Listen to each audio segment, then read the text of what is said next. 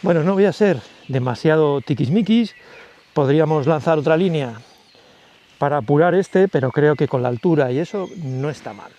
Muy buenas desde Melon Bytes. Ayer estuve mirando cuando compré este tarp ultralight, porque así lo puedo llamar, de Arichi, y me ha sorprendido que fue en octubre del 23, o sea que ya hace.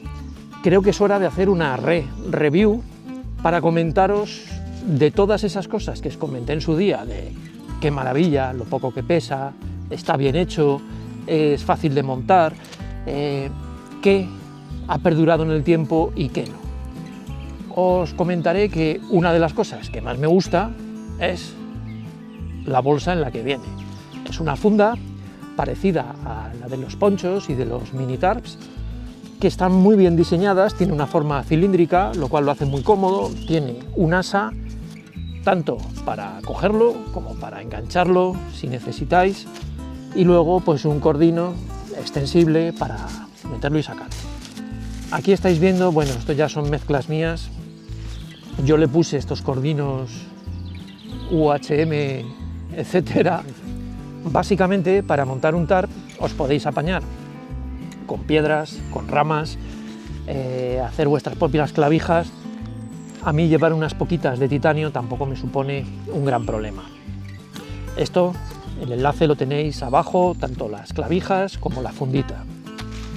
Y luego, por supuesto, pues un poco de cordino, ya que los tarps requieren muchas veces que te amoldes a lo que tienes disponible. No es como una tienda que siempre va a ser el montaje igual, sino que los árboles o las rocas o la distribución, pues muchas veces tienes que adecuarte. He de decir que, aunque parezca un poco endeble, porque hablamos de un tarp de 3 metros por 2, os pongo las medidas exactas en la pantalla, está aguantando bastante bien.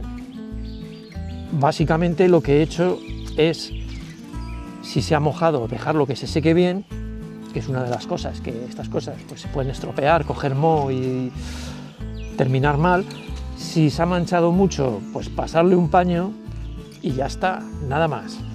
El material no me gustó cuando vi que venía aluminizado, porque normalmente son telas pues de poliéster, baratas, y suele añadir peso, y las funciones en un tarp tampoco están tan claras. Lo he utilizado a veces al sol y funciona bastante bien.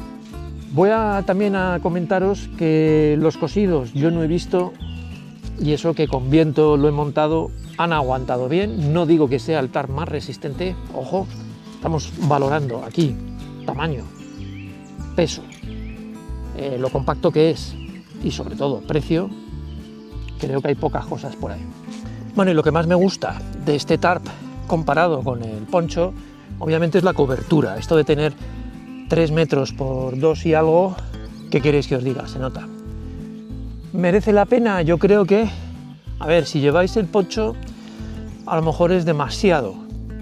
Si vais 2 personas o necesitáis un refugio un poquito más que el poncho, que es muy simple, yo lo recomiendo sin ninguna duda. El peso al final vamos a pasar de 210 gramos del poncho a 295, o sea, por 100 gramos más realmente tenemos un tarp un poquito en condiciones. Durabilidad sin abusar de él, vuelvo a insistir, aguanta bastante bien. Aguanta bastante bien la lluvia y el secado es relativamente rápido. No es un tejido de estos que absorba y le cueste muchísimo. Tienes que, si hace viento o lo que sea, se va a secar mucho mejor. Poco más en cuanto a este tarp. Os dejo el link, como os he comentado, tanto del tarp como de los cordinos, como de las clavijas. Que nos vemos en el próximo vídeo.